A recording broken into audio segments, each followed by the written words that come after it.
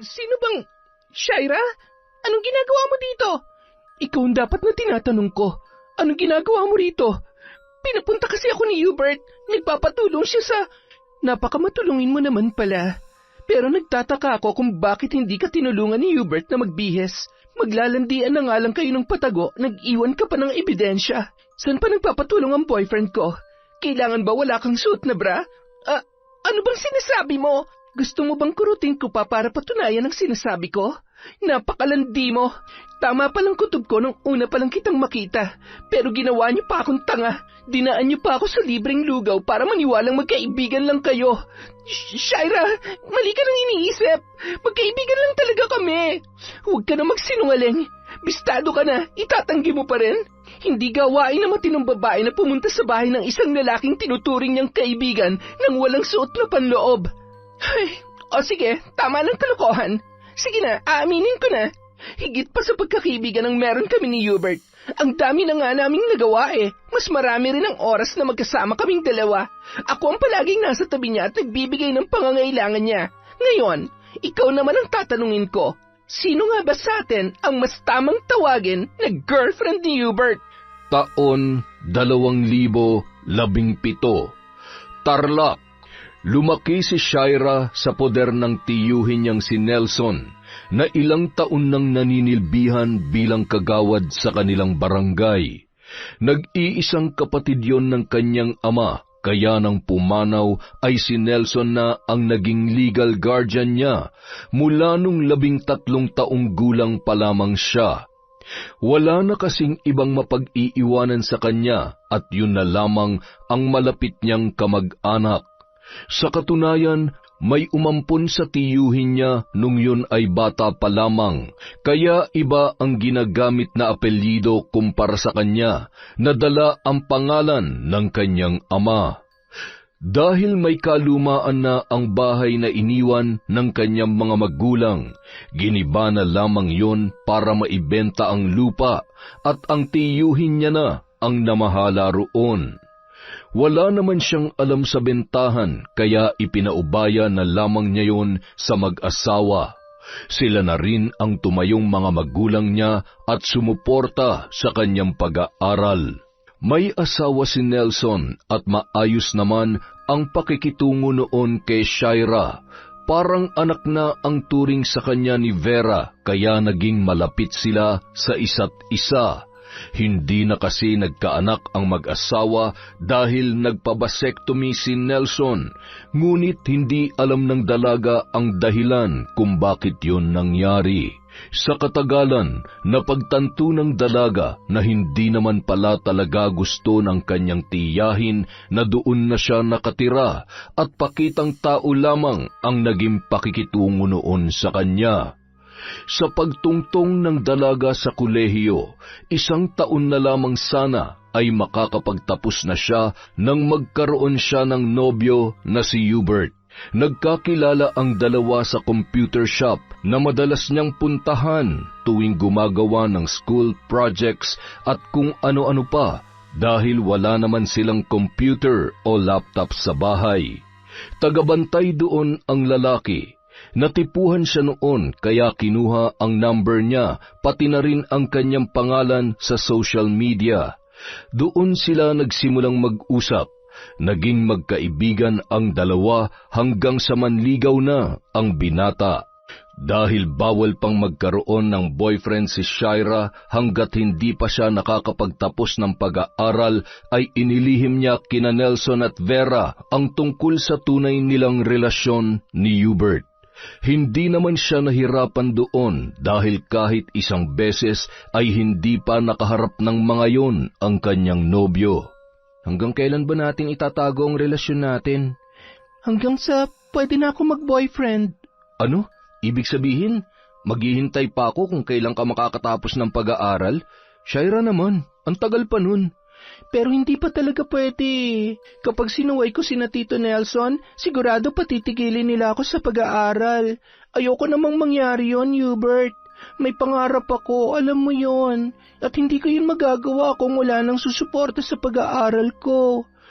Puro sarili mo na lang ang iniisip mo. Paano naman ako? Tayo. Mahal naman kita eh. At hindi lang para sa sarili ko tong ginagawa ko. Para sa'yo rin, kung tayong dalawa talaga magkakatuluyan. Bakit ikaw? Ayaw mo bang bumalik sa pag-aaral? Kung may pera lang ako, matagal na ako nakatapos. Buti ka nga, may nagpapaaral sa'yo eh. Yun na nga ang punto ko. Hindi lahat ng tao nabibigyan ng pagkakataong makapag-aral ulit. Kaya sana naman maintindihan mo ko. Nakakapagkita pa rin naman tayo at madalas nagkakasama kahit sikreto lang ang relasyon natin, di ba? At hindi rin ako nakikipag-date kahit kanino. Wala akong problema sa loyalty mo. Ang sakin lang, gusto ko rin namang maranasan na ipagyabang na girlfriend kita. Yung hindi ako matatakot na mag-picture kasama ka tapos ipopost sa social media. Naiintindihan ko naman na matagal mo nang gustong gawin yon. Ako rin naman eh. Gustong-gusto kong i-flex na may boyfriend na ako para hindi namang ulit yung mga kakilala ko na gustong manligaw sa akin. Pero konting tiis pa, please. Darating din tayo dyan, okay? Ay, ano pa nga ba? Wala naman ako magagawa kundi pagbigyan ka sa hinihiling mo.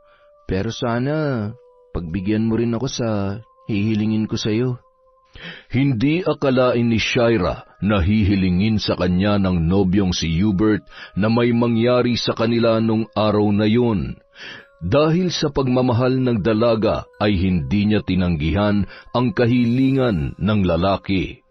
Nagpaubaya siya para hindi na sila magkaroon pa ng problema.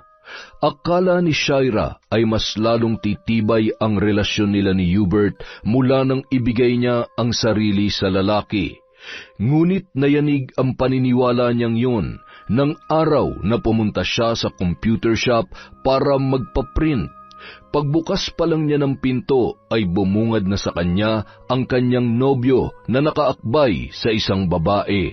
Sa palagay niya noon ay kaedad lamang yon ni Hubert. Nang mapansin siya ng babae ay kaagad yun nagpaalam para umalis.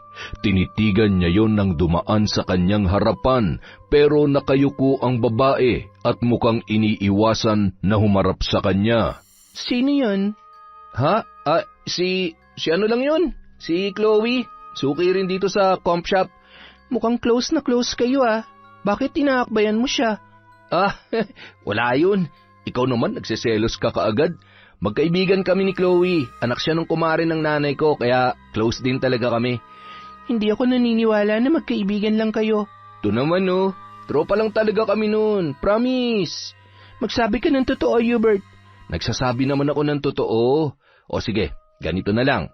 Para mawala yung pagdududa mo, papupuntahin ko siya rito para magkausap kayo. Kailan ka ba pwede? Kunwari na lang, ililibre ko kayong dalawa pero gagawin talaga natin yun para makapagtanong-tanong ka sa kanya. Ikaw nang kumilatis kung magsasabi ba ng totoo si Chloe o hindi. Okay, sige. Kailan mo planong gawin yan? Kung makakaalis ka ng bahay niyo sa Sabado, magkita-kita tayo sa Lumihan, malapit sa school. Okay, basta siguruhin mo lang na makakapunta yung kaibigan mong yon, ha? Oo naman. Tsaka wala namang dahilan para hindi ko siya papuntahin. Ito naman, kung may namamagitan sa amin, hindi ko siya iharap sa'yo. Takot ko na lang na mabisto mo ako. Ganon. Takot ka lang na mabisto pero gusto mo lang din na lumandi sa iba. Hindi yun ang ibig kong sabihin. Babe naman masyado mainit yung ulo mo. Meron ka ba ngayon? Wala, delayed ako. Saka pupuyat ko yata to. Ikaw naman kasi, masyado mong pinipressure yung sarili mo. Hindi mo naman kailangan i-perfect lahat ng exam nyo. Sino naman na nagsabi sa'yo na ipe-perfect ko lahat yon? Hindi ko pa gusto mabaliw, no? Masipag lang ako mag-aaral kasi nga nasanay sina Tito na kasama ako lagi sa high honors. Ayoko mabigo sila sa akin. Natuloy ang kanilang pagkikita at nakilala na rin ni Shaira si Chloe na wala ang pagdududa ng dalaga na mapagtantong natural lamang ang pagiging malapit ni na Hubert at Chloe dahil sa tagal na ng kanilang pagkakaibigan. Dahil doon nakampante na si Shaira, ngunit lingid sa kanyang kaalaman, tunay ang relasyon ng dalawa. Lunes ng umaga, nagluluto si Shaira ng kanyang almusal nang bigla na lamang siyang nakaramdam ng pagkahilo. Nabitawan niya ang hawak na sandok at mabilis na napakapit sa may lababo nang mawalan siya ng balanse. Napapikit noon ang dalaga at nang idilat niya ang kanyang mga mata ay kaagad na napayuko sa lababo nang sunod-sunod ang naging pagduwal niya. Tila hinahalukay ang kanyang tiyan ng mga sandaling yon. Sakto namang kapapasok sa kusina ng kanyang tiyahin na si Vera. Shaira, ano nangyayari sa'yo? Bigla po akong nahilo, tita. Hindi ka ba kumain kagabi? Hindi na po ako naghapunan pagkatapos kong mag-review. Antok na po kasi ako eh. Ay, baka lang dahil sa gutom yan. Hindi ka rin nakakain ng maayos kahapon ng tanghali. Baka nga po. O siya, maupo ka na lang at ako na magluluto ng almusal. May tinapay dyan. Magpalaman ka na lang muna. Magtimpla ka rin ng gatas. Opo, tita. Hindi mo dapat pinababayaan ang sarili mo. Sa susunod na semester, matatapos ka na sa kolehiyo. Alam ko namang nahihirapan ka sa pag-aaral, kaya panay ang pagre-review mo, pero hindi ka dapat nagpapalipas ng gutom. Hindi na po mauulit, tita. Pasensya na po. Nako, yari ako sa tiyuhin mo kapag nagkasakit ka. Alam mo naman yon, parang anak na talaga ang turing sa'yo. Pilit na lamang napangiti si Shaira sa sinabing yon ni Vera. Alam naman niya noon pa na nagpapanggap lamang ang ginang na tanggap siya bilang anak-anakan ni Nelson. Maayos ang pakikitungo noon sa kanya tuwing nasa bahay ang tiyuhin. Ngunit kapag wala yun, lumalabas ang tunay na ugali. Mata pobre at mapanumbat si Vera.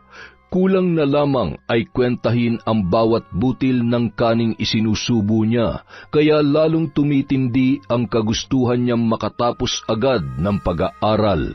Nang sa ganun ay makaalis na siya sa bahay na yun. Pumasok pa rin si Shaira nung araw na yon kahit masama ang kanyang pakiramdam. Ngunit nang matapos ang ikalawang subject, kinailangan na siyang dalhin ng mga kaklase sa klinik. Nang tanungin siya ng nurse ay saka lamang pumasok sa isip niya ang posibilidad na buntis siya ng mga panahon na yon. Pinabili siya ng pregnancy test kit at ginawa niya naman yun.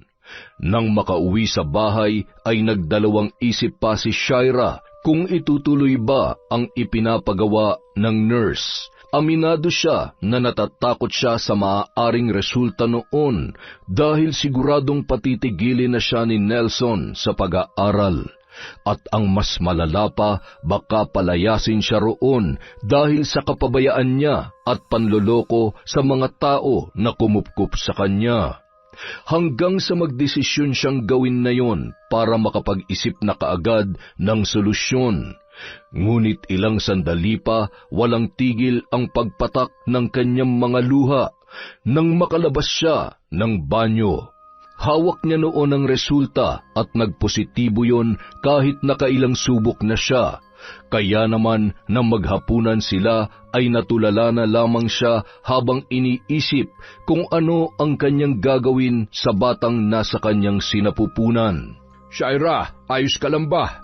Kanina mo pa hindi ginagalaw yung pagkain mo. Ayos lang po ako, tiyo. Ay nako, kanina pa ganyan yung batang yan. Paano? Nagpapalipas ng gutom. Nahihilo na siya kanina bago pa pumasok sa school. Sabi ko nga, magpahinga na muna pero may exam daw sila kaya hinayaan ko na. Nakainom ka na ba naman ng gamot? Opo, tito. Mabuti naman kung ganon. O siya, kumain ka na kahit konti nang magkalaman naman yan tiyan mo. Magkalaman po? Ay, para magkalaman ng pagkain niyang tiyan mo. Yun ang ibig sabihin ng tito mo. Ikaw talaga? Ano ba kasing iniisip mong magiging laman ng tiyan mo, bata? Sa higpit namin ng tito mo, malabong mangyari yon. Tsaka may tiwala ako sa iyo, Shaira. Alam kong hindi mo kami susuwain, kaya hindi yun mangyayari hanggat hindi ka pa nakapagtatapos at nagkakaroon ng maayos na buhay. Tama bang sinabi ko, iha? Opo, Tito Nelson. Butil-butil ang pawis ni Shaira ng mga sandaling yun, matapos marinig ang mga sinabi ni Nelson. Halos mabaliw na siya sa kakaisip kung ano ang gagawin sa kanyang ipinagbubuntis, gayong malabong matanggap ng mga taong kumupkup sa kanya ang tungkol doon. hanggang sa maisip niyang sabihin na muna kay Hubert ang tungkol sa kanyang pagdadalang tao. Yun na lamang ang natitirang pag-asa niya dahil wala nang ibang makakatulong sa kanya kundi ang ama ng kanyang dinadala. Paalis na sana noon si Shira para puntahan at kausapin si Hubert nang harangin siya ni Vera. Natigilan siya nang makitang namumula sa galit ang mga mata ng ginang habang nakakuyom ang kaliwang kamao nito. Saan ka pupunta? Sa comp shop po. May gagawin lang po ako doon. Anong gagawin mo? Makikipaglandian ka sa boyfriend mo? Tita, wala pa po akong boyfriend. Sinong ama ng pinagbubuntis mo, ha? Sige nga, ipaliwanag mo sa aking malandi ka. Paano niyo po nilaman? Nakita ko to kanina pagpasok ko sa kwarto mo habang naliligo ka. At hindi ako tanga para hindi ko maintindihan ang 2 linya sa pregnancy test na yan. Buntis ka! Tita, hindi po sa akin yan. Huwag ka na magsinungaling. Gagawin mo pa akong tanga? Yung pagsusuka mo kahapon, pati ang pagkahilo mo, parehong sintomas ng pagbubuntis yun. Nagkakamali po kayo, tita. Hindi po ako buntis. Masama lang talagang pakiramdam ko kahapon, kaya kung talagang hindi ka buntis, sumama ka sa akin ngayon. Sa kabila ng pagtutol ay wala nang nagawa pa si Shira nang halos kalad ka rin na siya ng tiyahin papunta sa isang klinik. Pinatingnan siya ni Vera sa isang OB-GYN at doon nakumpirma ang kanyang pagdadalang tao. Hindi na mabilang ng dalaga kung ilang sampal ang natanggap niya mula sa ginang pagkauwi nila ng bahay. Galit na galit yon at hindi matanggap ang kanyang nagawa. Wala kang utang na loob! Pagkatapos ka namin kupkupin, lolokohin mo lang kami ng ganito. Buong akala ko, nagpapakatino ka talaga pero palihim ka na palang lumalanding babae ka. Tita, sorry po. Hindi ko naman po talaga sana ililihim sa inyo ang tungkol dito eh. Hindi ko lang po alam kung paano ko sasabihin sa inyo dahil alam ko na magagalit kayo ni Tito. Talagang magagalit ang tito mo. Nakita mo naman na naging reaksyon ko, hindi ba? Hindi ko gusto na may isa pang palamuning madadagdag sa bahay na ito, Shira. Kung gusto mong hindi na makarating pa kay Nelson ang tungkol sa kalandian mo, ipalaglag mo ang batang yan. Tutol si Shira sa pagpapalaglag ng batang nasa kanyang sinapupunan. Bagamat hindi niya ginustong mabuntis ng maaga, ay hindi rin niya hinangad na may buhay na mawala ng dahil sa kanya. Para sa dalaga, walang kasalanan ang batang yon at hindi dapat magdusa, kapalit ng kanyang kapabayaan. Kaya lamang mas naging mahigpit pa sa kanya si Vera. Inurasan na ng ginang ang kanyang uwi at hindi na rin pinapalabas ng bahay kapag tapos na ang kanyang klase. May kasunduan sila na sa susunod na linggo ay pupunta na sila sa kakilalang aborsyonista ng ginang para ipalaglag ang kanyang ipinagbubuntis. Ilang beses niyang sinubukang sabihin kay Hubert ang tungkol doon, ngunit palaging busy ang lalaki at hindi sumasagot sa kanyang mga tawag. Nagsimula na rin siyang mabahala dahil mukhang nawawalan na yon ng gana sa kanilang relasyon. Kaya naman, bago pa sumapit ang araw ng pagpunta nila sa aborsyonista, gumawa siya ng paraan para makausap ng personal ang kanyang nobyo. Sakto naman noon natapos na ang trabaho ni Hubert sa computer shop, kaya dumiretso na lamang siya sa bahay ng lalaki. Ngunit kakatok pa lamang siya roon ay umabot na sa pandinig niya ang pamilyar na boses ng isang babae. Sunod-sunod ang katok na ginawa ni Shira. Halos gibain niya na ang pinto nang matagalan ang kanyang nobyo sa pagbukas noon. Ngunit imbis na si Hubert ay si Chloe pa mismo ang bumungad sa kanya ng mga sandaling yon. Sino bang... Shira? Anong ginagawa mo dito? Ikaw ang dapat na tinatanong ko. Anong ginagawa mo rito? Pinapunta kasi ako ni Hubert. Nagpapatulong siya sa... Napakamatulungin mo naman pala. Pero nagtataka ako kung bakit hindi ka tinulungan ni Hubert na magbihes. Maglalandian na nga lang kayo ng patago, nag-iwan ka pa ng ebidensya. Saan pa nagpapatulong ang boyfriend ko? Kailangan ba wala kang suot na bra? Ano bang sinasabi mo? Gusto mo bang kurutin ko pa para patunayan ang sinasabi ko? Napakalandi mo. Tama palang kutob ko nung una palang kitang makita. Pero ginawa niyo pa akong tanga. Dinaan niyo pa ako sa libreng lugaw para maniwalang magkaibigan lang kayo. Shaira, mali ka nang iniisip. Magkaibigan lang talaga kami. Huwag ka na magsinungaling. Bistado ka na, itatanggi mo pa rin. Hindi gawain na matinong babae na pumunta sa bahay ng isang lalaking tinuturing niyang kaibigan nang walang suot na panloob. Ay, o sige, tama ng kalokohan. Sige na, aaminin ko na. Higit pa sa pagkakaibigan ang meron kami ni Hubert. Ang dami na nga naming nagawa eh. Mas marami rin ang oras na magkasama kaming dalawa. Ako ang palaging nasa tabi niya at nagbibigay ng pangangailangan niya. Ngayon, ikaw naman ang tatanungin ko. Sino nga ba sa atin ang mas tamang tawagin na girlfriend ni Hubert? Dahil sa galit, hindi na nakapagpigil pa si Shaira nung mga sandaling yun. Sinunggaban niya si Chloe at buong gigil na sinabunutan. Gumanti naman sa kanya ang babae, kaya doon na sila nagkagulo. Sinubukan silang awatin ni Hubert, ngunit kahit ang lalaki ay wala ring nagawa dahil sa tindi ng kanyang galit. Sa hindi inaasahang pagkakataon ay dinugo si Shaira at agad siyang dinala sa ospital. Doon na nalaman ni Hubert ang tungkol sa kanyang pagbubuntis, ngunit imbis na damayan at bantayan ay mabilis na umalis ang kanyang kasintahan. Dumating naman sa ospital ang tiyuhin niyang si Nelson. Gulat na gulat yon nang malamang siya ay nagdadalang tao.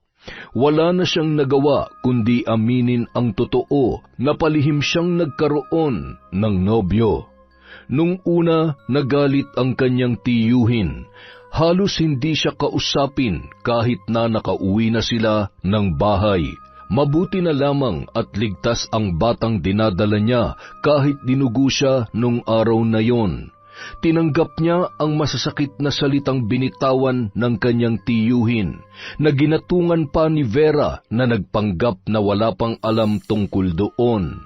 Hindi na siya lumaban, hindi niya ipinagtanggol ang kanyang sarili at tinanggap na lamang na siya ay nagkamali.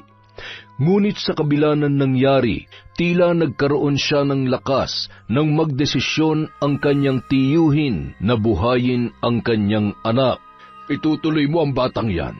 Susuportahan kita habang hindi mo pa kaya magtrabaho. Pero kailangan mo pa rin tapusin ang pag-aaral mo. Paano papasok yan?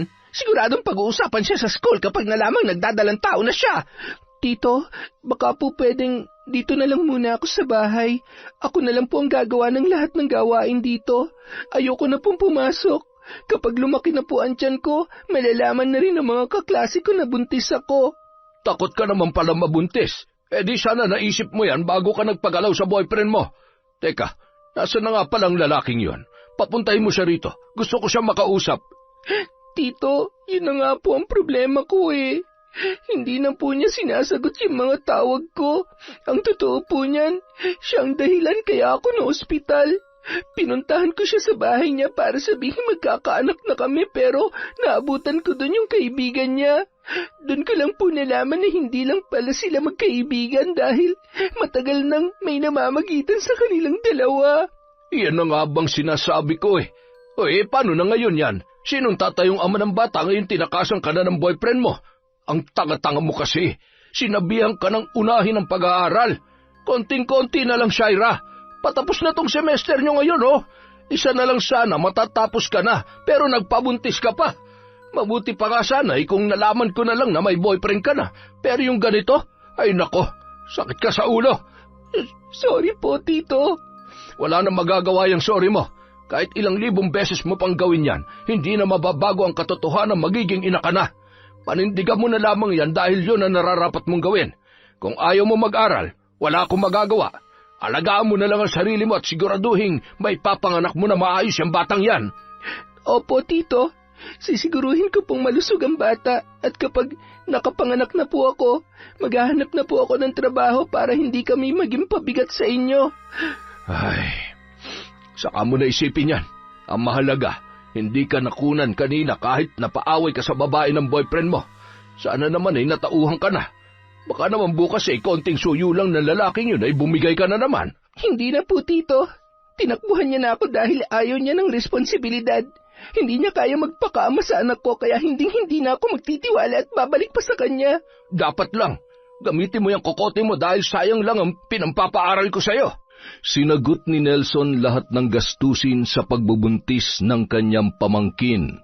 Mula sa mga check-up, vitamins at unti-unti na ring namili ng mga gamit ng bata.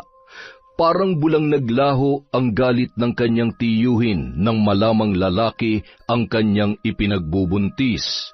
Mas sabik pa yon na makapanganak siya kesa sa kanya nakabado sa pagiging isang ina. Mabilis na lumipas ang mga araw at buwan. Malapit nang manganak si Shaira pero hanggang sa pagkakataong yun ay ramdam pa rin niya na hindi tanggap ni Vera ang batang nasa kanyang sinapupunan. Walang araw na hindi ipinaramdam ng ginang na sampid lamang sila sa bahay na yun. Kaya naman ipinangako ni Shaira sa sarili na maghahanap siya ng magandang trabaho pagkatapos niyang manganak hanggang sa dumating na ang kanyang pinakahihintay na araw. Ang gwapo ng apo ko Kuhang-kuha ang ilong ko. Pati ngiti ko ay kuhang-kuha rin. Mukhang malakas po talaga ang dugo natin, Tito. Tsaka mukhang sa inyo rin po talaga magmamana ang anak ko. Mas maganda nga kung sa akin siya magmamana. Sigurado magiging matalino ang batang ito. Naku, mukhang mapapaaga na lagi ang uwi ko Masyado ka namang excited Hindi naman ikaw ang tatay. Hindi nga ako, pero pwede naman ako magpakatatay sa kanya. Napailing na lamang si Shaira nang magkaroon pa ng munting pagtatalo ang mag-asawa dahil sa bata. Ngunit kahit papaano ay nakahinga na rin siya ng maluwag dahil kapag nakarecover na siya ay balak niya na maghanap ng trabaho. Nagtanong-tanong si Shaira sa mga kakilala at malalapit niyang kaibigan kung saan siya pwedeng mamasukan hanggang sa ayain siya ng dati niyang kaklase na magtrabaho sa Japan bilang farmer. Sabay silang nag-asikaso ng mga requirements at naging maayos naman ang proseso noon. Ilang araw na lamang lilipad na sila patungong Japan pero hindi pa niya nasasabi sa tiyuhing si Nelson ang tungkol doon.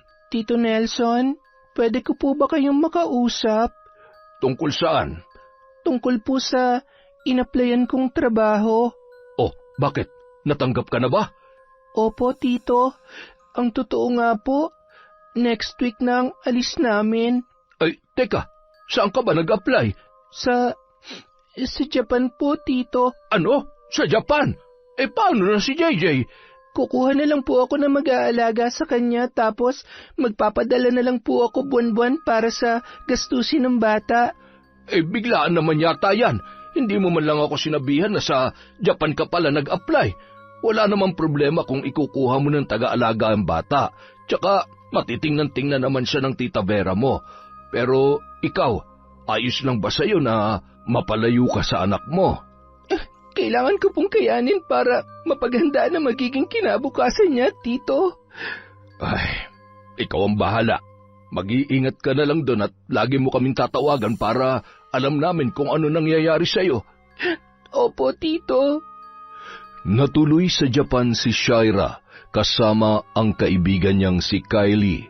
Maayos naman ang tinitirhan nila roon, bagamat nahihirapan sa trabaho ang babae dahil yun palang ang unang beses na namasukan siya ay tiniis niya ang pagod at pananakit ng katawan para may maipadala sa Pilipinas.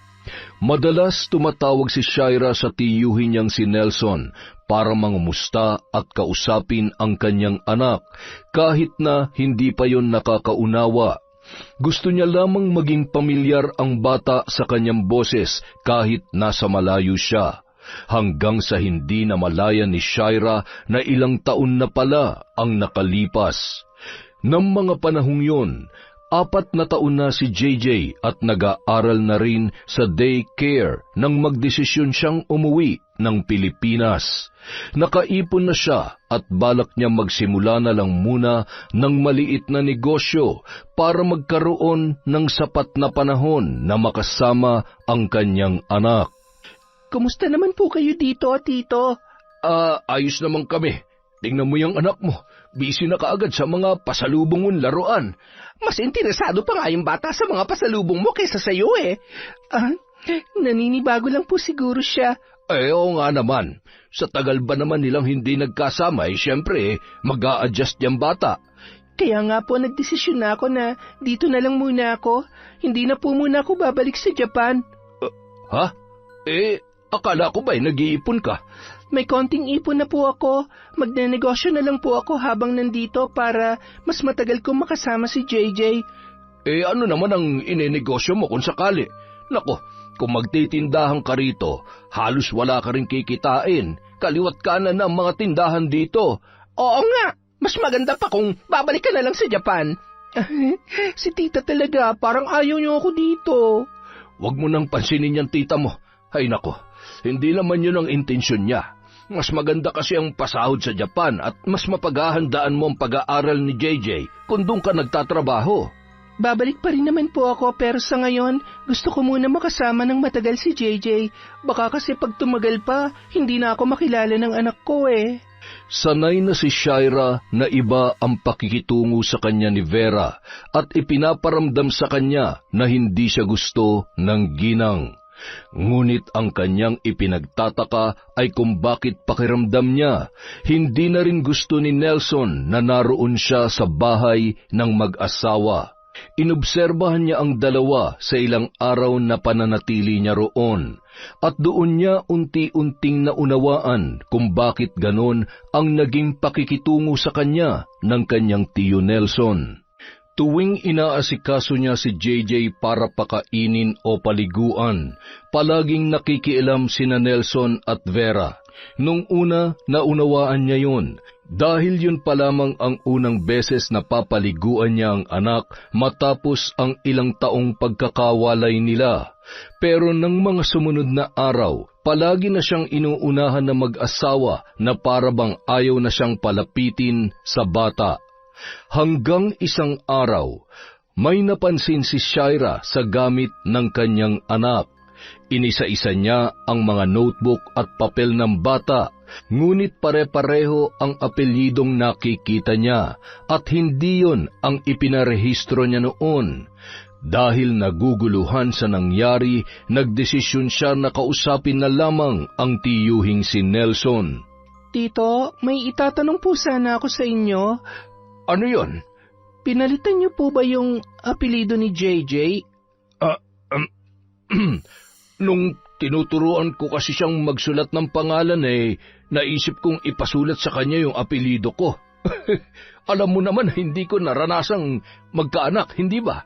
Yun ay dahil wala akong kakayahan. Baug ako, Shaira. Nung nakita kong apelido ko na ginamit ng bata, abay, napakasarap pala sa pakiramdam. Pero hindi niya pwedeng makasanayan yon, Tito. Nakita ko lahat ng activities niya sa school at apelyido niyo nakalagay. Sabihin niyo sa akin ng totoo. Kung mapalitan man ang apelyido ni JJ, ano naman na masama ron? Pamilya pa rin naman tayo, hindi ba? Tsaka ako pa rin naman ang ituturing na ama ni JJ dahil sa amin siya lumaki. Tito, anak ko po si JJ. Kaya apelyido namin ang gagamitin niya. Bakit kailangan yung baguhin? Ay, kumalma ka. Apelido lamang naman yun. Hindi naman namin aangkinin si JJ. Tito naman, kung apelido niyong ginagamit niya, ibig sabihin, inaampun niyo na siya. Hindi yun pwede. Kami naman na nagpalaki sa kanya. Anong masama ron? Pagkatapos mong mga anak, nawala ka naman na agad. Dahil kailangan ko po magtrabaho, Tito, para masuportahan ko ang bata. Tapos ano, iniwan mo na lamang na parang kuting ang anak mo? Pwede ka naman magtrabaho malapit Tito, sinabi ko naman po sa inyo noon ng dahilan, hindi ba? Kailangan ko ng trabahong malaki-laki ang sweldo para mapaghandaan ko ang pag-aaral ni JJ. Saka sinabi ko rin sa inyo noon na ikukuha ko siya ng tagapag-alaga pero nagpumilit kayo na kayo na lang ni tita mag-aalaga sa kanya. Pero bakit ngayon parang ginagamit niyo yun sa akin para mawalan ako ng karapatan sa anak ko? Hindi kita tinatanggalan ng karapatan sa anak mo. Ikaw pa rin naman ang nanay niya. At kayo ang ama? Tito naman, Hindi niyo po ba naisip na napakakomplikado ng ginawa ninyo? Hindi niyo pwedeng basta-basta nalang palitan ang apelyido ng anak ko, lalo na kung walang permiso ko. Kaya pasensya na po kayo. Hindi ako papayag na mapalitan ang apelyido niya. Lalong tumindi ang galit ni Shaira nang malaman niyang hindi lang pala pagpapalit ng apelyido ang ginawa ng kanyang tiyuhin, dahil ang nakalagay na magulang ng bata ay sina Nelson at Vera. Nagtanong-tanong siya sa mga kakilala kung ano ang hakbang na maaari niyang gawin para sa kanyang problema dahil maraming koneksyon si Nelson. Isa pa sa naging problema niya ay nung binalak niya nang umalis sa bahay na yon kasama ang bata. Saan mo dadalhin si JJ? Aalis na kami ng anak ko dito, tita. May matutuluyan na kami mag-ina. Pasensya na, tita, pero hindi ko kaya makasama kayo sa iisang bubong habang pinamumukha niyo sa akin na wala akong karapatan sa anak ko. Ipaglalaban kong pagiging ina ko sa kanya. Para namang napakabuti mong ina dyan sa mga pinagsasasabi mo, ha? Inabandon na mo nga yung bata? Hindi ako perpektong ina pero hindi ko siya inabandona. Kaya nga ako nagsakripisyo magtrabaho sa malayo para sa kinabukasan niya eh. Pero anong ginawa niyo? Ipinagkait niyo sa akin ang pagiging ina kay JJ. Huwag ka nga mayabang. Ngayon ka lang naman naging ganyang katapang na parang kayang-kaya mo na maging ina dahil may pera ka na. Pero nung walang-wala ka pa, iniwan mo rin naman ang anak mo. Ipinagkatiwala ko lang siya sa inyo. Hindi ko siya iniwan para pabayaan. Ganon din yon. Kung nagawa mo siyang iwan sa ibang tao, kapabayaan pa rin maituturing ang ginawa mo. Ngayon ka pa magpapakananay kung kailan malaki na yung bata? Sa amin na siya ni Nelson. Anong akala niyo sa anak ko, tuta? Hindi siya nahihingi at hindi ko rin siya ipinamimigay. Kung ipipilit niyo yung gusto niyo, magkita-kita na lang tayo sa korte. Wala nang nagawa pa sina Nelson at Vera nang umalis siya sa bahay na mag-asawa at lumipat na lamang sa inuupahan niyang apartment. Kumuha na lang siya ng kasambahay para may mag-aasikaso ng ibang gawain at mapag-iiwan sa anak niya habang abala siya sa pag-aasikaso ng problemang sinimulan ng kanyang tiyuhin. Samantala, kung inaakala ni Shaira na ayos na sa mag-asawang Nelson at Vera ang pagbawi niya sa bata, taliwas naman yon sa tunay na nangyari nang lisanin nila ang bahay ng kanyang tiyuhin. Halos magwala sa galit ang lalaki nang mapagtantong wala na roon ang batang si JJ. Buisit, hindi ako papayag na mapalayo sa akin ang batang yon. Anak na ang turing ko sa kanya. Bakit naman hinayaan mo basta na nang kunin ng babaeng yon ang anak natin? Pwede ba, Nelson? Sisisihin mo pa talaga ako sa nangyari? Ginawa ko naman ang lahat para pigilan sila mag-ina. Pero alam mo sa sarili mo kung sino mas may karapatan sa bata. At hindi tayo yon. Anong ibig mo sabihin, ha? Na tinatanggap mo na lang na mawawala na sa atin si JJ? Nelson naman, napamahal na sa akin ang batang yon, kaya bakit ko naman gugustuhin mawala siya sa poder natin at mapunta sa buwisit mong pamangkin? Hindi ako papayag na hindi natin siya mabawi. Paano nga? Ano bang laban mo Illegal naman ang ginawa mong pagpapalit ng apelyido ng bata. Tuturuan ko ng leksyon si Shaira. Wala siyang utang na loob. Matapos ko siyang tulungan mula nung maulila siya sa mga magulang niya, ganito pang igaganti niya sa akin? Tama yan, na mabawasan naman ang kayabangan ng pamangkin mo. Nagkapera lang kala mo kung sino ng mataas ang narating sa buhay. Alam mo ba kung saan sila nangungupahan ngayon? Hindi, pero madali na lang malaman yan. Tanungin mo yung driver ng tricycle na sinakyan nila nung naghakot sila ng gamit. Nagtanong-tanong si Nelson sa mga tricycle driver sa kanilang barangay para malaman kung sino ang naghatid sa kanyang pamangkin sa bago nung tinutuluyan. At hindi naman siya nabigo nang mapagtantong kumpare pa niya ang driver ng nasakyan ni Shaira. Pinuntahan niya ang address ng tinitirhan ng kanyang pamangkin para makita ang bata. Makukuha rin kita, anak. Hintayin mo lamang si Papa. Nung araw ding yun, nagtungo si Nelson sa kaibigan ng kumpare niya na kailan niya lamang nalaman na isa palang mambabarang. Kung titingnan kasi ang lalaki ay parang ordinaryong tao lang din, tulad nila na nakikipag-inuman, sumasama sa kung saan-saan at minsan ay tumatambay pa sa sugalan. Ngunit nang minsan silang magkainuman, nabanggit yon ng kanyang kumpare. Hindi pa siya naniwala nung una dahil sa pagkakaalam niya ang mga mambabarang ay babae lamang. Kaya naman naisipan niyang itanong ang address noon para malapitan niya kapag dumating ang panahon na kakailanganin niya ang tulong ng lalaki. Nang makausap niya ang mambabarang na si Abuel, nagbigay siya ng ilan sa mga naiwang gamit ni Shaira para gamitin ng lalaki sa pagsasalin ng sumpa sa pamamagitan ng ritual. Labag man sa kalooban niyang gawin yon, ay wala na siyang mapagpipilian pa dahil hindi niya gustong malayo sa kanya ang bata na itinuring niya na bilang sariling anak. Kapag nagkasakit ang kanyang pamangkin at nawalan na ng kakayahang mag-alaga, ay madali na lamang niya yung makukuha at hindi na makakatanggi pa sa kanya si Shaira. Kinabukasan, habang nag-aasikaso ng mga pinamiling damit ng anak na si JJ, ay bigla na lamang napahinto sa ginagawa si Shaira nang maramdaman ang pagkirot ng kanyang ulo. Kaagad siyang napaupo at napahawak sa upuan nang maramdaman niyang tila susubsob na ang kanyang muka sa sahig. Nag-leave ang kasambahay niya nung araw na yon, kaya silang mag-ina lamang ang naiwan doon. Bigla siyang kinabahan nang maramdamang mas tumitindi pa ang pagkirot ng kanyang ulo sa paglipas ng mga oras. Dahil walang mapag-iwanan kay JJ, ay isinama na lamang ni Shaira ang bata nang magpatingin siya sa doktor. Ipinaliwanag niya ang pananakit ng kanyang ulo at ang tila pamamaga ng kanyang mga paa. Matapos maresetahan ng gamot, ay umuwi na rin siya sa pag-aakalang bubuti na ang kanyang pakiramdam. Ngunit bago pa man sumapit ang gabi, ay napasigaw na lamang si Shaira nang sumigid ang matinding kirot sa namamaga niyang mga paa. Hindi niya maigalaw ang mga yon dahil kahit mapisil lamang ng kaunti ay nanunuot na ang kirot sa kanyang kalamnan, hanggang sa mapansin niya ang pagtubo ng mga bukol doon. Anong nangyayari sa akin? Bakit ako nagkakabukol ng ganito kalaki? Nang sumapit ang hating gabi, hindi na nagawang makatulog ni Shaira nang magsabay-sabay ang pananakit ng kanyang mga paa at kanyang ulo. Pakiramdam niya ay may kung anong gumagapang sa ilalim ng kanyang anit at pumupunta yon pababa sa likod niyang unti-unti na ring namamaga. Nang kapain niya yon, ay naramdaman niya ang mga umbok. Nanlumo si Shaira dahil sa nangyayari sa kanyang katawan. Kinabukasan, nangyari na ang kanyang kinatatakutan. Napuno ng malalaking bukol ang kanyang katawan na parang dinapuan siya ng malalang sakit.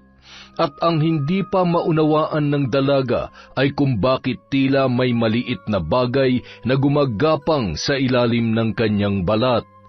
Kitang-kita ng kanyang mga mata kung paano yun gumalaw, na animoy naglalakbay sa buo niyang katawan. At pagkatapos, babalik sa kung saan yun nanggaling. Nanlamig ang buo niyang katawan nang mapagtanto kung gaano na kalala ang pamamaga ng kanyang mga paa. Naging doble na yon sa normal na laki at ang mga bukol na tumubo doon ay tila parang nabubulok ng sugat. Ano nangyayari sa akin? Kakatubo lang ng mga bukol sa mga paa ko kahapon na. Tsaka bakit mabilis mabulok ang mga sugat ko? Diyos ko! Ano po bang nangyayari sa akin? Sa hindi inaasahang pagkakataon, nagkaroon pa ng emergency sa pamilya ng kasambahay ni Shaira na si Gracia, kaya tumagal pa na wala silang kasama ng kanyang anak. Bagamat hirap ng makalakad, ay pinilit pa rin kumilos ng dalaga para asikasuhin ang bata. Panay na rin ang tanong noon kung ano ang nangyayari sa kanya. May pagkakataon pa na natatakot na rin sa itsura niya si JJ, kaya kapag tapos na niya yung asikasuhin ay nagkukulong na lamang muna siya sa kanyang silid. Hindi niya magawang lumabas ng bahay sa ganoong kalagayan dahil baka pagtawanan siya o di kaya naman ay kaawaan. Nang tingnan niya ang sarili sa salamin, malayong malayo na ang itsura niya sa dati makinis na balat na alagang-alaga. Bahagya na ring tumaba ang magkabila niyang pisngi dahil sa pamamaga noon. Makalipas pa ang isang araw, tuluyan nang nalugmok si Shaira nang pumutok lahat ng bukol niya sa katawan at naging malalaking sugat. Sinusubukan pa lamang niyang tumayo ay napapaluhan na siya dahil sa matinding pananakit ng mga yun. Hindi niya na maitapak ang kanyang mga paa, ganun din ang mga kamay niyang nagkasugat-sugat na ang palad. Mabuti na lamang at makakabalik na si Gracia ng araw na yun. Ngunit bago pa man makarating ang kasambahay, nagulat na lamang siya nang biglang dumating doon si Nelson para kunin ang kanyang anak. Tito, anong ginagawa niyo? Bitawan niyo ang anak ko. Hindi mo na siya maaalagaan sa kalagayan mo, kaya sa amin na muna siya. Isipin mo naman ang kanyang kapakanan. Hindi niyo siya pwedeng kunin. Pabalik na si Gracia ngayon, kaya dito lamang ang anak ko. Mas gugustuhin mo pa talaga na ibang tao mag-alaga sa kanya kaysa sa amin na kadugo niya. Kadugo niya nga kayo, pero alam kong may intensyon kayo na ilayo sa akin ang anak ko. Mag-isip-isip ka nga, Shaira. Paano ka magpapakaina kung mismong sarili mo hindi mo kayang ingatan? Sa tingin mo magkakaganyan ka kung hindi ka naging pabaya? Kaya bago pa mapahamak ang anak mo, hayaan mo na siya sa amin ni Vera. Hindi ako papayag. Kukunin ko siya sa inyo. Ako ang mas may karapatan sa bata, kaya ako magdedesisyon kung saan siya dapat mapunta. Wala nang nagawa si Shaira nang tangayin ni Nelson si JJ sa kabila ng kanyang pagtutol. Gumapang siya patungo sa may pintuan para habulin ang tiyuhin at ang umiiyak niyang anak. Ngunit hindi na sapat ang lakas na mayroon siya para magawa yun. Halos hindi umusad ang kanyang katawan, gaano niya man subukang gumalaw at makaalis sa pwestong yon. Napaluhan na lamang siya sa nangyari. Nasa ganoong kalagayan si Shaira nang dumating ang kanyang kasambahay na si Gracia. Ma'am Shaira, Diyos ko, bakit kayo nasa sahig? Ano nangyari sa inyo? Bakit puro sugat ang buong katawan niyo, ma'am? Kinuha ni Tito ang anak ko. Kailangan ko siyang mabawi, Gracia. Tulungan mo ako na makuha si JJ, parang awa mo na. Pero ma'am, kailangan na po kayo madala sa ospital. Hindi ako pwedeng ma-ospital, Gracia. Lalo lang ako mapapalayo sa anak ko. Walang kasiguran kung kailan ako makakalabas, kaya huwag mo akong dadalhin doon. Tumawag ka ng kahit anong masasakyan natin. May pupuntahan tayo. Oh, sige po, ma'am. Sinamahan si Shaira ng kanyang kasambahay patungo sa bahay ni Nelson. Ngunit laking gulat niya nang pagdating doon ay wala na ang kanyang tiyuhin. Nakakandado na ang gate at mukhang wala ring tao doon. Nagtanong-tanong si Gracia sa mga kapitbahay kung saan pumunta ang kanyang tiyuhin at si Vera, pero walang nakakaalam sa mga yon. Sigurado ka bang natanong mo lahat ng malalapit nilang kapitbahay? Opo, ma'am. Wala raw talaga silang alam. Nakita na lang daw nila yung tito nyo na umalis kanina at may dalang mga gamit. Nagmamadali pa nga raw po eh. Ano? Ibig sabihin, sinadya nilang kunin ang anak ko para itakas? Hindi pwede. Hindi ito pwede, Gracia. Kailangan ko makita ang anak ko. Kailangan ko siya mabawi kay Tito. Please, tulungan mo ako. Nagmamakaawa ako sa iyo. Tulungan mo akong mahanap siya. Hindi ko na alam ang gagawin ko kapag tuluyang napalayo sa akin si JJ. Ma'am, gusto ko po kayong tulungan. Lalo na't napalapit na rin sa akin si JJ. Pero hindi ko naman po kilala ang tiyuhin niyo, kaya wala akong ideya kung saan sila nagpunta. Kayo, ma'am, baka may kakilala pa kayo na pwede niyong pagtanungan. Wala akong kilalang kaibigan ni Tito Nelson, pero makakapagtanong-tanong pa tayo. Hindi tayo uuwi hanggat... Gracia! Ang sakit ng tiyan ko! Sobrang sakit! Ma'am, mukhang kailangan ko na po kayong dalhin sa ospital. Huwag na po kayong tumanggi. Kailangan yung gumaling para mahanap si JJ. Sa kabila ng pagdadalawang isip, ay pumayag na rin si Shaira na magpadala sa ospital. Ngunit kahit ilang doktor na ang tumingin sa kanya, ay tanging pansamantalang lunas lamang ang kayang ibigay ng mga yon para hindi niya maramdaman ang matinding pananakit ng katawan, dulot ng mga nabubulok niyang sugat. Kulang na lamang ay saktan niya ang mga nurse na naglilinis ng mga yon tuwing dumadampi ang mga gamit na panlinis. Sa kasamaang palad, kahit inabot na si Shaira ng halos 3 oras sa ospital, ay wala pa ring nangyayari. Wala pa ring nagbabago sa kanyang kalagayan, hanggang sasabihan na siya na kailangan na niyang ilipat sa ibang ospital para matukoy kung ano ang kanyang sakit. Hindi raw kasi yun kaya ng mga doktor sa ospital na pinagdalhan sa kanya ni Gracia. Ngunit imbis na magpalipat ng ospital ay nagpahatid na lamang siya sa paupahan. Ma'am, ilang araw ko na po itong iniisip pero nag-aalangan po akong sabihin sa inyo. Ano yun? Huwag mo sabing aalis ka na dahil nandidiri ka na sa itsura ko. Naku ma'am, hindi po ganon. Alam ko pong mahirap ang sitwasyon nyo ngayon at kung ibang tao lang ang nasa katayuan ko, baka nagpaalam na sa inyo. Pero hindi po yun ang naiisip ko. Habang tumatagal kasi parang nakikita ko sa inyo nangyari sa tiyahin ko noon. Bakit? Ganito rin bang sakit niya? Nagkasugat-sugat din po ang buong katawan niya pero bago nangyari yun, tinubuan muna siya ng malalaking bukol. Sabi pa ni Chang, may mga pagkakataon daw na parang may mga maliliit na insektong gumagapang sa loob ng balat niya at nung lumala pa ang kalagayan niya, naglabasan ng mga itim na uod sa mga sugat. Mga uod? Ibig sabihin, nagkaroon ng uod yung mga sugat niya?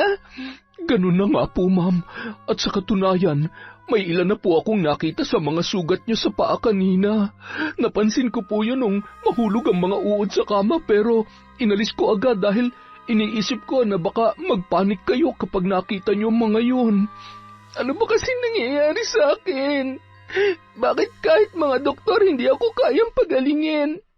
Paano ko pa mahanap ang anak ko kung mamamatay na lang ako ng ganito, Gracia? Ma'am, sa tingin ko po, hindi na doktor ang kailangan ninyo. Anong ibig mong sabihin? Hindi ko po alam kung maniniwala kayo pero sa tingin ko, sa albularyo na kayo dapat nagpapagamot. Naniniwala naman ako na magaling ang mga doktor dahil pinaghirapan nilang lahat bago nila matutunan ang panggagamot pero may mga sakit din na hindi nila kayang matukoy at gamutin, ma'am. Gaya po ng sakit nyo ngayon. Kung pareho kayo ng tiyahin ko, isa lang po ang ibig sabihin noon. May nagpapabarang po sa inyo. Natigilan si Shaira sa sinabi ng kanyang kasambahay. Hindi kasi siya naniniwala sa mga albularyo at mas lalong hindi siya naniniwala sa barang. Pero dala ng depresyon ay nagtiwala na lamang siya kay Gracia. Dinala siya ng babae sa isang maliit at liblib na baryo sa Karatig probinsya para hanapin ang albularyong makakagamot sa kanya. Tinatawag raw ang matanda bilang si Caselia. May usap-usapan na galing yon sa kinatatakutang pamilya ng mambabarang sa lugar na yon, kaya wala ni isa sa mga residente roon ang sumubok na galitin o kalabanin ang matanda. Pagpasok pa lamang nila sa bakuran ni Caselia ay ramdam na nila ang kakaibang presensya na hindi nila maunawaan kung saan nagmumula. Malala ng kalagayan niya. Bakit ngayon mo lang siya dinala dito?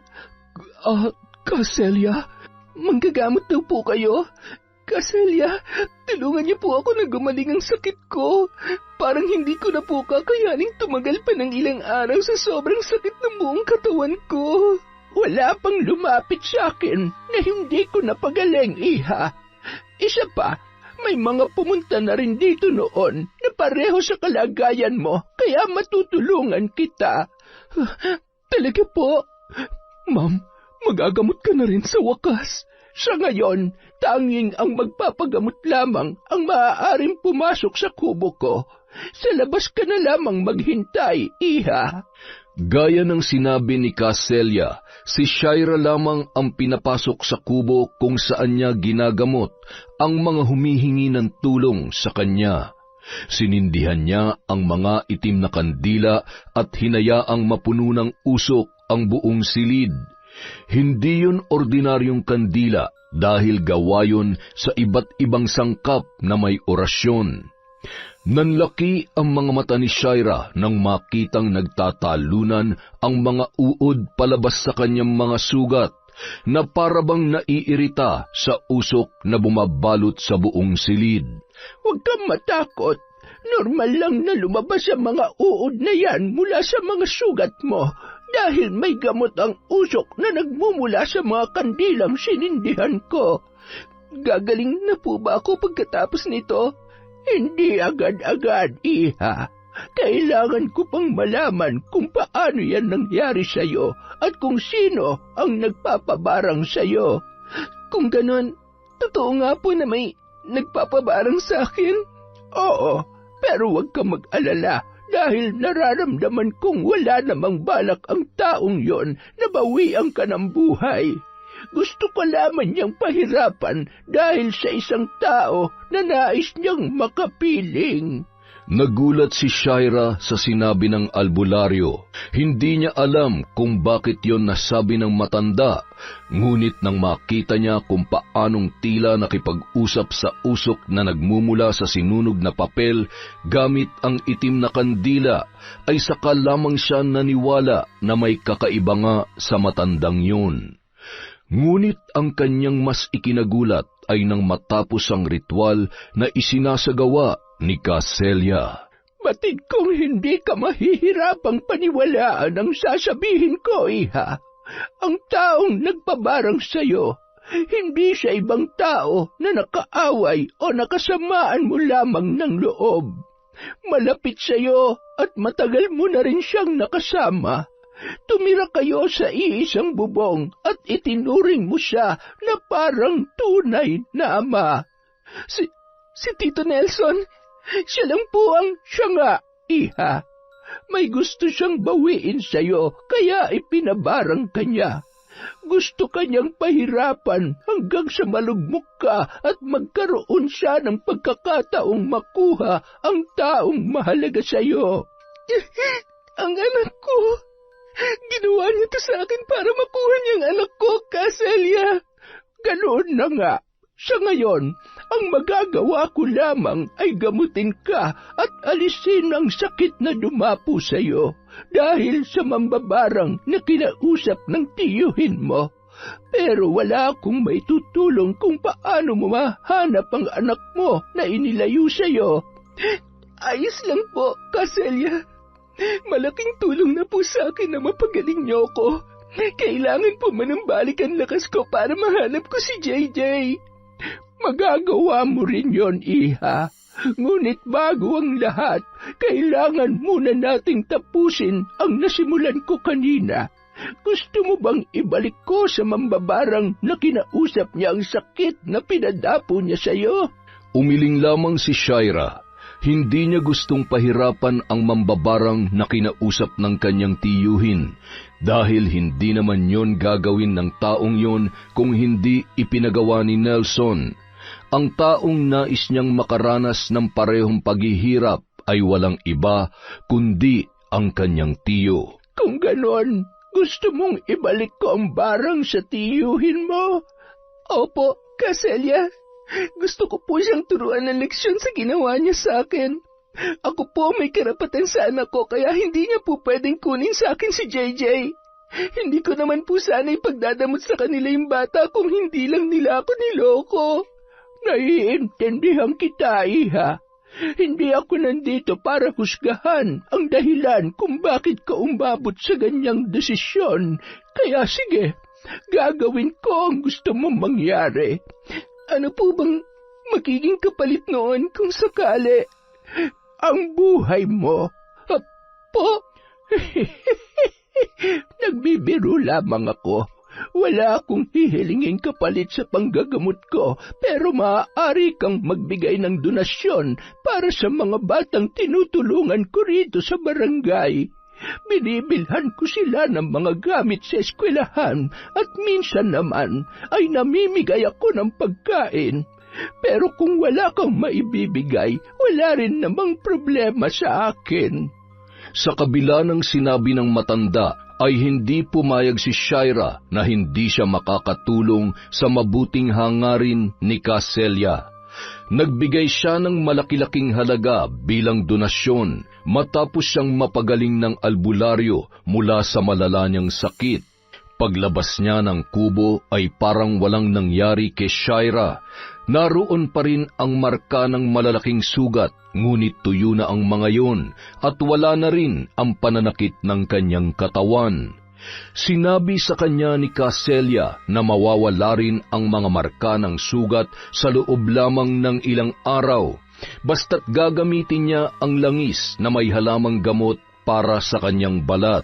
Nagbigay rin yon ng mga herbal na inumin kung sakaling muli siyang makakaranas ng pananakit ng katawan.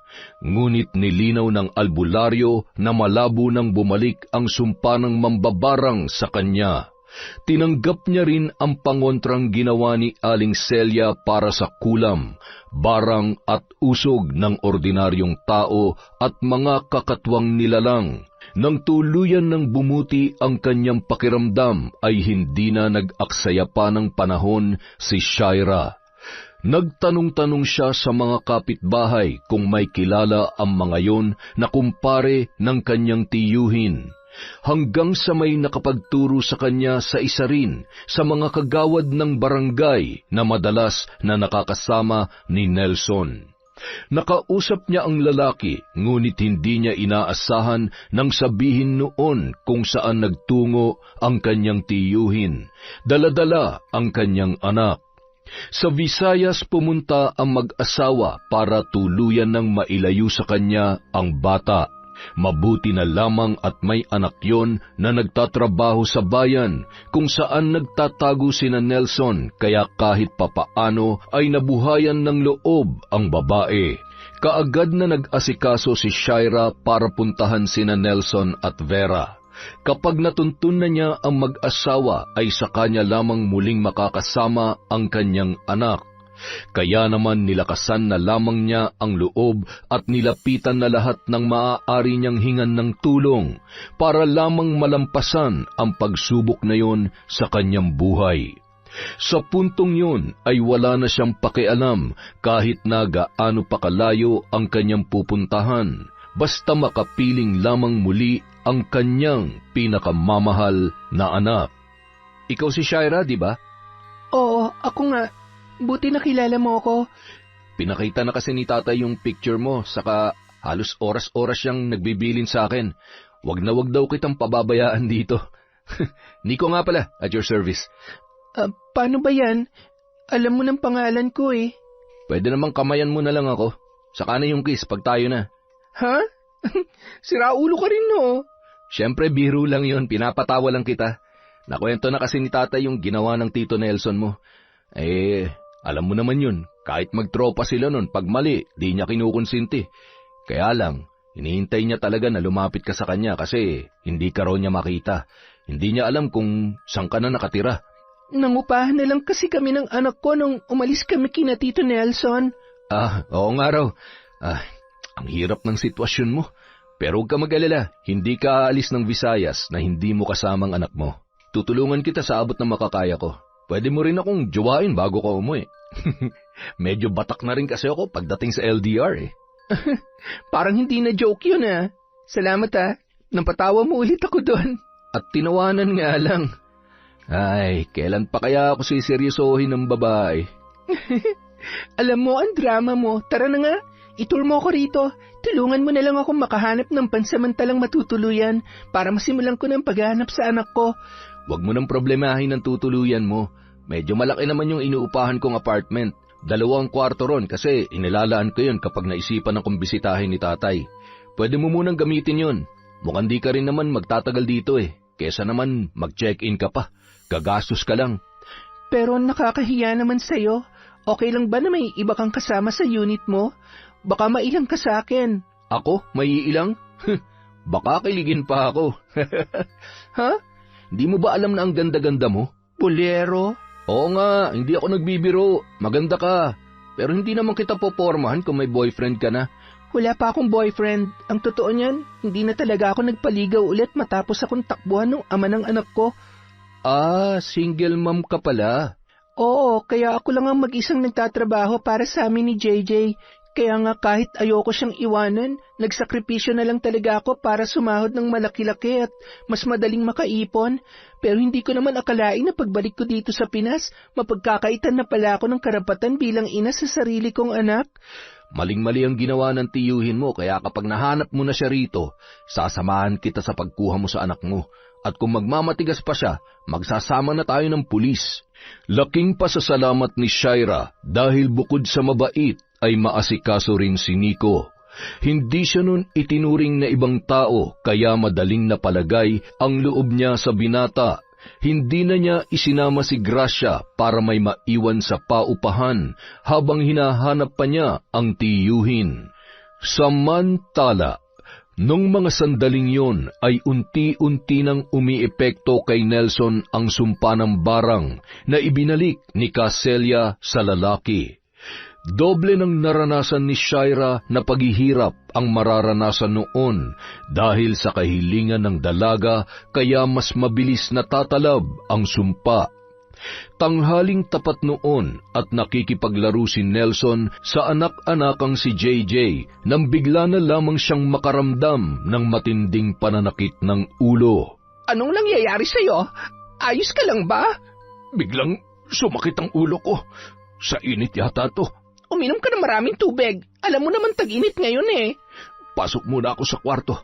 Ikaw na muna magbantay kay JJ. Bantayan mo mabuti, baka makalabas. Oo na, paulit-ulit mo na lang sa aking sinasabi yan. Pagpasok ni Nelson sa silid ay muntik na siyang mabuwal nang makaramdam siya ng pagkahilo. Napakapit siya sa hawakan ng nakasaradong pinto. Pakiramdam niya ay umiikot ang buong paligid. Hinawakan niya ang magkabilang sentido at marahan yung minasahe.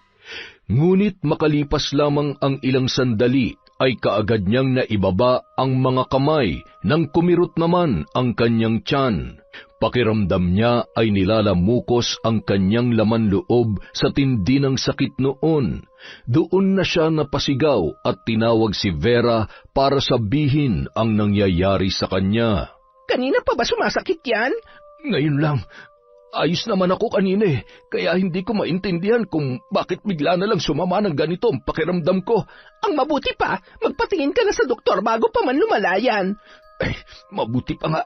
Pero ako na lang ang pupunta mag-isa. Maiwan ka na rito para may kasama si JJ. Alam mo namang hindi ko siya pwedeng isama sa ospital. Akong bahala sa bata. Masyado ka naman yatang napaparanoid eh. Ang layo-layo ng Tarlac dito sa Visayas. Kahit sa ibang bansa pa tayo pumunta, siguradong hindi titigil si Shaira sa paghahanap sa anak niya. Nagkatinginan ang mag-asawa nang maya-maya ay bigla na lamang umiyak ang bata. Hinahanap nun ang kanyang ina. Kahit anong pagpapatahan ang gawin ni Vera ay nagwawala pa rin yun habang isinisigaw ang salitang mama. Pagka-uwi ni Nelson galing sa ospital ay bigla na lamang siyang nawalan ng balanse. Naramdaman niya ang matinding pananakit ng kanyang mga paa, kaya hinubad niya ang suot na sapatos para tingnan ang lagay noon. Laking gulat niya nang makitang namamagayon at tinubuan na rin ng maliliit na butlig na umabot hanggang sa mga binti ng lalaki. Anong nangyayari dyan? Pinatingnan mo rin ba yan sa doktor? Hindi. Wala pang mga ito kanina. Teka, tingnan mo sa salamin ng mukha mo. May mga butlig na rin. Bakit ka ba nagkakaganyan? Huwag mong sabihin. Hindi ko alam pero hindi kaya ibinalik sa akin ang pagpapabarang ko kay Shaira. Kailangan ko makahanap ng albularyo dito. Aray ko. Baka naman allergy lang yan. Huwag ka muna mag-isip ng kung ano-ano. Magpahinga ka na lang muna. Kapag lumalayan bukas, bumalik na lang tayo sa doktor. Hindi mo naiintindihan eh. Mabilis lang kumalat sa katawan ko ang sakit kung may bumabarang sa akin. Pwedeng bukas, hindi na ako makatayo sa higaan dahil pinabayaan ko na lamang mangyari to. Pero alanganing oras na para maghanap pa ako ng albularyo. Kung kaya mo pang tiisin, bukas na bukas din, maghahanap ako ng albularyo dito. Dahil doble ng pagpapahirap kay Shaira ang sakit na pinadapo kay Nelson, oras pa lamang ang lumilipas ay tuluyan ng namaga ang buong katawan ng lalaki. Kinagabihan, hindi na niya magawang tumayo o bumangon man lang sa higaan dahil sa napakabigat na pakiramdam. Kaunting dampi lamang sa balat ay napapahiyaw na siya sa sakit. Kinabukasan, napilitan si Vera na iwan na lamang muna si JJ sa bahay para maghanap ng albularyo. Nang araw ding yun, natukoy na ni Shaira at Nico ang address ng bahay na tinutuluyan ni Nelson at Vera, kaya agad silang nagtungo roon. Sunod-sunod ang naging pagkatok ng dalaga sa pinto, ngunit walang nagbubukas. Naghintay pa sila ng ilang sandali. Maya-maya pa, nagulat na lamang si Shaira nang si JJ mismo ang nagbukas ng pinto para sa kanya. Sabik niyang niyakap ang anak na kaagad pumalahaw ng iyak nang siya ay makita roon. Halos ayaw nang bumitaw sa kanya ng bata matapos niya yung kalungin. Uuwi na tayo, anak. Isasama ka na ni Mama. Hindi na tayo ulit magkakahiwalay. Shay, hindi naman sa nanghihimasok ako pero hindi ba dapat kausapin mo muna ang tiyo mo bago mo isama si JJ pabalik sa Tarlac? Pagkakataon mo na rin para masabi sa kanya kung ano nararamdaman mo. Nang silipin ni Shaira sa silid ang tiyuhin niyang si Nelson, hindi niya napigilang mapaluha nang makita ang kalunos-lunos na kalagayan ng taong itinuring niyang ama sa loob ng mahabang panahon. Kukunin mo na ba si JJ? Huwag mo siyang ilayo sa amin. Parang awa mo na, Shaira.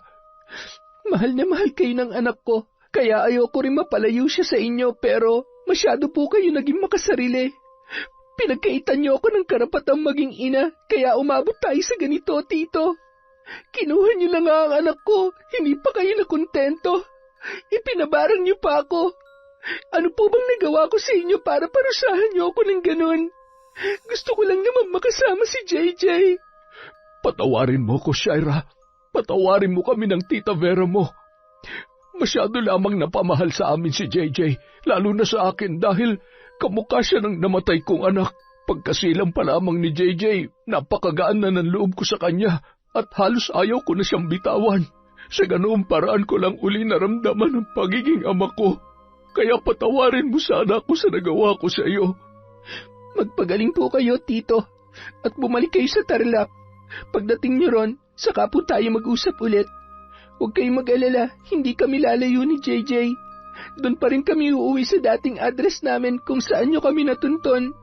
Nabigo si Vera na makahanap ng albularyong makakagamot kay Nelson. Ginabi na siya ng uwi dahil ilang manggagamot na ang kanyang pinuntahan, pero ni isa sa mga yun ay walang makakatulong sa kalagayan ng kanyang asawa. Ngunit pagdating niya sa bahay, laking gulat niya nang makita si Nelson na nakatayo na at nag-aasikaso ng pagkain sa kusina. Maayos na ba ang pakiramdam mo? Paano ka nakatayo? Hindi ko na kailangan ng albularyo ngayon. Medyo mabuti na ang pakiramdam ko. Hindi pa gaanong nawawala ang mga sugat ko pero nawala na ang pamamaga. Si JJ, nasaan? Ay, kinuha na siya ni Shaira. Nanggaling siya rito kanina. Ano? Bakit mo ibinigay ang bata? Huwag ka nang magalit. Anak niya naman yun eh. Tama si Shaira. Siya ang mas may karapatan sa bata, kaya kumalma ka na muna. Bukas na bukas din, babalik na tayo sa Tarlac. Marami tayong aayusin. Sa kabila ng pagtutol ay wala na ring nagawa si Vera nang ipaliwanag ng kanyang asawa ang kanilang sitwasyon. Sinabi na rin sa kanya ni Nelson na nakahingi na yon ng tawad kay Shaira at gusto nang makipag-ayos sa kanyang pamangkin para matapos na ang gulo sa kanilang pagitan. Kaya naman, Kinabukasan din ay bumiyahe na sila pabalik sa Tarlac para harapin ang iniwan nilang problema. Samantala, bago bumiyahe sina Shaira ay inaya siya ni Nico na kumain sa isang disenteng restaurant para makapag-usap pa sila kahit sandali lamang. Di na ba magbabagong isip mo? Bakit naman magbabago? Dahil sa akin. Joke lang yan. Alam mo, mula nang dumating ako rito, wala ka ng ibang ginawa kundi landiin ako. Yung totoo, jowang-jowa ka na ano? Di naman. Pero matagal na akong walang girlfriend, tsaka hindi rin ako nanliligaw. Baka naman bakla ka talaga kaya hindi ka nanliligaw. Biro lang yon. Sus, gumaganti ka ha. Baka gusto mo magkaroon pa ng isang anak para patunayan ko sa iyong hindi ako bakla. Hoy, ang bastos ng iniisip mo ha? Joke lang yun. Pero sige, sorry. Alam mo, kapag matagal mo ako nakasama at nakausap, masasanay ka na sa akin. Medyo may pagkabastos lang tong bibig ko, pero hanggang dun lang yun. Makapagpatawa lang. Siya nga pala, Nico. Salamat sa tulong mo ha. Hindi ko alam kung paano ako makakabawi sa'yo. Simula nung dumating ako rito, ikaw nang tumulong sa akin. Pinatira mo pa ako sa inuupahan mo ng libre. Pinakain mo pa ako. Bisita kita kaya dapat lang na itrato kita bilang bisita. Pero di naman siguro kalabisan kung makikipagkaibigan ako sa'yo, hindi ba? Hindi na ako magpapaligoy-ligoy pa, Shaira. Gusto kong mas makilala ka pa. Alam kong hindi madali para sa isang tulad mo na pumasok agad sa isang relasyon. Kaya gusto kong paghirapan muna ang lahat. Sana hayaan mo akong ipakilala sa iyong sarili ko at yung tunay na ako bilang isang lalaki. Sa babaeng nagugustuhan ko. Alam mo, magaan ang loob ko sa'yo. Kaya alam ko na mabuti kang tao. Kaya, sige, friends na tayo. Usap na lang tayo sa chat o sa tawag kapag nasa Tarlac na kami ni JJ. Ouch, LDR talagang labanan. Paano naman kapag gusto kitang ayain kumain? Eh di mag-video call tayo tapos sabay tayong kakain. Huwag ka mag-alala. Kapag natapos ng kontrata ko sa trabaho ko rito, pupuntahan kita at dun na ako ulit titira sa bahay ni tatay. Nang makabalik sa Tarlac si Shaira ay kasama niya na si JJ. Ilang araw lang ang lumipas, sina Nelson at Vera na mismo ang pumunta sa kanya para humingi ng tawad. Inasikaso na rin ng kanyang tiyuhin ang pagbabalik ng apelyido ng bata dahil yun naman ang pinagmulan ng hindi nila pagkakaunawaan. Kung noon ay ipinaparamdam ni Vera sa kanya na hindi siya noon gusto, sinubukan na rin ng ginang na pakisamahan siya ng maayos, alang-alang sa kanyang anak na minahal ng mag-asawa. Gaya ng kanyang pangako, hindi niya ipinagdamot ang bata. Malaya nang nahihiram ng kanyang tiyuhin si JJ para ipasyal o kaya naman ay makasama sa bahay. Noong una, balak pa ni Shaira na bumalik sa trabaho niya sa ibang bansa, pero dahil ayaw nang mahiwalay sa kanya ng anak, ay nagdesisyon na siya na ituloy na lamang ang pagnenegosyo. Nagsimula siya sa pagbebenta ng iba't ibang beauty products online dahil yun naman ang kinahihiligan niya. Naghanap din siya ng part-time job na pwede niyang gawin kahit nasa bahay lamang para matutukan pa rin si JJ. Sa tinagal-tagal naman na pagiging magkaibigan ni Shaira at Nico ay nakilala na nila ng lubos ang isa't isa. Makalipas ang 2 taon, tuluyan na silang nagkasama dahil bumalik na sa Tarlac ang binata. Doon pa lamang niya sinagot ang lalaki matapos ang mahabang panliligaw noon. Kalaunan, nagpakasal na rin ang dalawa. Tanggap naman ni Nico si JJ at noon pa sinasabi ng lalaki na gusto niyang i-adopt ang bata para sa paglaki noon ay mayroon yung kilalaning ama. Natuwa naman si Shaira dahil kusang loob yung ginawa ng lalaki. Hindi na siya nagdalawang isip pa dahil alam niya kung gaano kamahal ng kanyang asawa ang kanyang anak. Pareho lamang sila na gustong bigyan ng buong pamilya ang bata kaya agad silang nagkasundo. Higit sa lahat, Ibinigay rin ni Nelson ang suporta kay Nico para i-adapt ang batang minsan na rin na itinuring niyang anak, kaya naman wala na silang naging problema. Nagsimula si Shaira sa panibagong yugto ng kanyang buhay na wala ng samaan ng loob. Bagamat ulila na, napunan pa rin ang puwang sa kanyang pagkatao sa tulong ni Nelson at Vera na nangakong gagawin ng lahat para iparamdam sa kanila ang pagkakaroon ng isang buong pamilya. Yon! Isang malupit na kwento na naman. Happy ending pa rin. Iba talaga kapag may happy ending, panalo eh. At dahil dyan, meron tayong shout out. Simulan natin kay Maria Cecilia Aquin, kay Jason Lumbang, kay Desiree De Los Santos, kay Celestina Siguya, kay Robert Crimen, hello po kay Kat Burglar Cutie, hi kay Beth Mercado, shout out po kay Kata Leja Soto, kay Betty Velasco, kay Chris Alcantara, hi kay Agripina Balza, Honey Austria, Mystery Channel, kay Charlene Gumansing, hello po kay Gemma, kay D. Jonah Angelica, hi din po kay MD Lintejas, kay Mercy Grace Shooting, kay Lalisa Cutie, hello po kay Cynthia Mortensen, hi kay Vilma Bautista, kay Elizabeth Hardenil, kay Janice Zemato, hi po kay Christy Gaitan, shout out din po kay Chat Advincula, kay Vicky Abut, kay Cherry Mukbang ASMR, hello po kay Baga Foro Nene, kay Richel Vasquez, kay Lynette Reparado, hi po kay Josie Aniban, kay Manisan Mamot Mapadtaya, hello kay Chrisjel Mamado, kay Avic Fernandez, happy birthday kay Russell from Febe Ranyada, hello po, Bekenemen. Shoutout po kay Emma Bardillon, kay Alma Naong, kay Chikiso, kay Belinda Cofuentes, hi kay Jessie, Cyan, Andrea, Aljes, Jason, Jefferson, pati na rin sila Junjun at Margot from Jessica Sobremonte.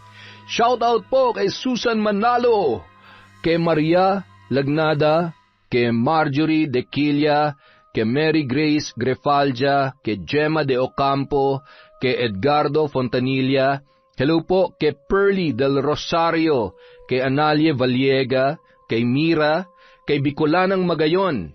Shout out po kay Ami Viray sa Daloso, Kaunes family of Tacloban, Leyte, from Lynn, Kaunes. Hi po kay Janica Dulnuan, kay Jang Nancy, kay Catherine Fantinaldo, kay Elizabeth Pamintuan, kay Roslyn Jimenez, Rai Asodisen Cerilla, kay Jerlyn Arbado, kay Annalyn Queriones. Sorry po, naghang si Enteng. Hi po kay Malu Suklan ng Cuenca, Batangas. Uy, Mount Makulot, from Ena Lagrosa. Hi po kay Heli Borja, kay Angelina Ignacio, kay Monica Nieves, kay Aida Sikander. Hi din po kay Merly Amistad, kay Roxanne Gaudicos, kay Hana Maylin Sesgundo, shout out kay Rian Paule, kay Floresita Flores, kay Gemma Liagas, hello po, Boss Manny Maniego, Emma Dumato, Rochelle Barnacha, kay Aneng Lee from Qatar, hello po kay Adrian, Sean Samuel at Sebastian from Chonchamcheb, hello po kay I Love Traveled, kay Margie Camarinid, hi kay Shauma TV, sana po tama po yung pagbasa ko. Hi din po kay Amy Bog, kay Pureza Tagiwalo, kay Mea Espiritu, kay Rose Ann Rama, kay Melve Cervera. Hello po, shout out kay Pamela Allen, kay Kim Bara, kay Gay Somojo, Sheena Enriquez, Ison at Cristobal family of Maguindanao, from Josie Joy Ison. Hello po sa inyo dyan, mag-iingat po tayo palagi. Hi din po kay Ramil Fariolin, kay Dimples Yumi, kay Finky Rusi 14, kay Jobel Baldonasa, kay My Favorite Song Collection. Hi po kay Nika Miguel, kay Noemi Garcia Pabunan, kay Jima Pendon, kay Rosalina Bogayong, kay Zaira Kim Magbanwa at sa kanyang asawa. Yun lang po. Maraming salamat po sa walang sawang pagsuporta sa Kwentong Enteng.